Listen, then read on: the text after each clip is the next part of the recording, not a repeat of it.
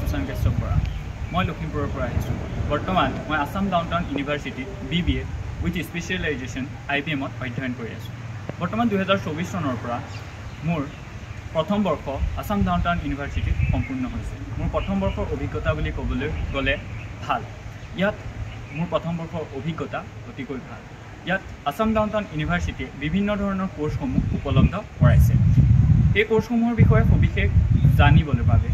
result.shiksha ৱেবছাইটৰ জৰিয়তে আপোনালোকে জানিব পাৰিব ইয়াৰ উপৰিও মই result.shiksha